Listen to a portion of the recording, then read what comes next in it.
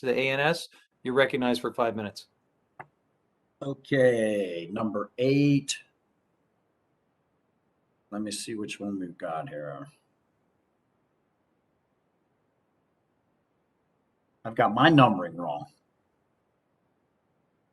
So bear with me just one moment.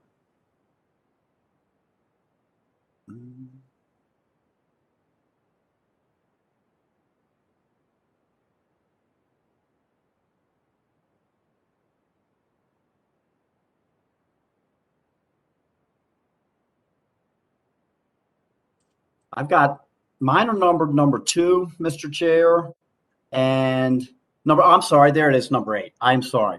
Now I'm up to speed with you. Okay, number 8.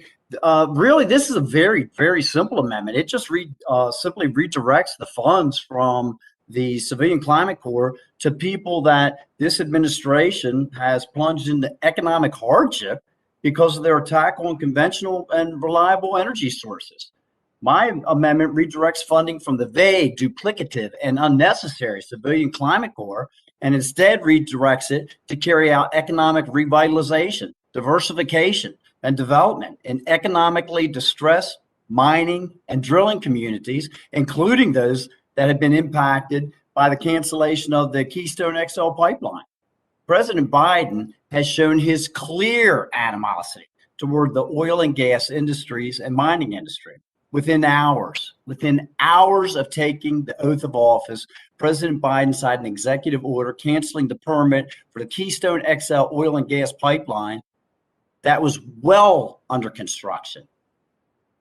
The pipeline would have carried 830,000 barrels of oil per day, almost 35 million gallons to refineries in the United States.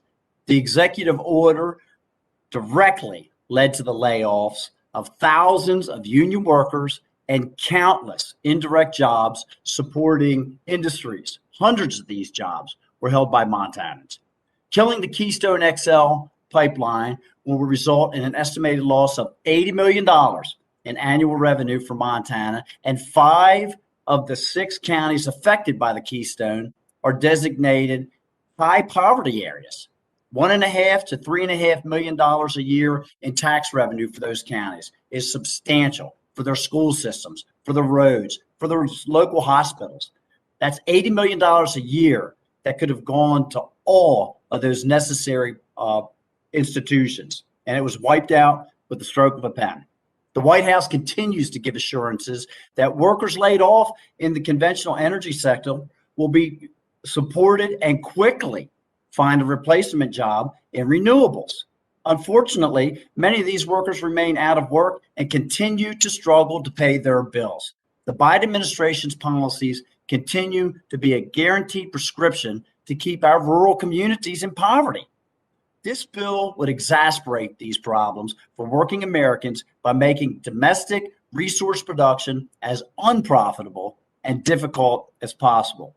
President Biden is continuing the lie perpetuated by the left that whatever hurts the energy industry helps the environment, and our workers and communities end up paying the price. My amendment would right this wrong, and I strongly urge passage of my amendment and reserve the balance of my time. Is there further discussion on Mr. Rosendale's amendment? Seeing none, I will recognize myself. I strongly oppose this amendment, urge my colleagues to vote no. This committee print invests in a robust civilian climate corps. It's going to train the next generation of American land managers, park rangers, stewards of our national resources. This bold investment is something that we need to respond to the climate crisis. It will create jobs, and it prioritizes the maintenance and the upkeep of public lands. But this amendment would strike the entire section. It would undermine the component of this committee's vision for investing in the future of our public lands. Once again, our friends across the aisle are presenting a false choice between investing in the next generation of green jobs or supporting workers and communities as we transition away from carbon-intensive energy sources. We can do both. The investments made to help us build back better will actually support a more resilient environment and clean jobs and healthy communities across the country. So I urge my colleagues to vote no, and I yield back. Seeing no further debate, the question now is on the Rosendale amendment. Mr. Chair, I if will I allow those. could finish up the balance of my time, if no one else is going to speak. Is there someone that wants to yield Mr. Rosendale some more time? I reserved my time. I didn't yield. Mr. Chair, may I be recognized? Mr. Westerman, you're recognized.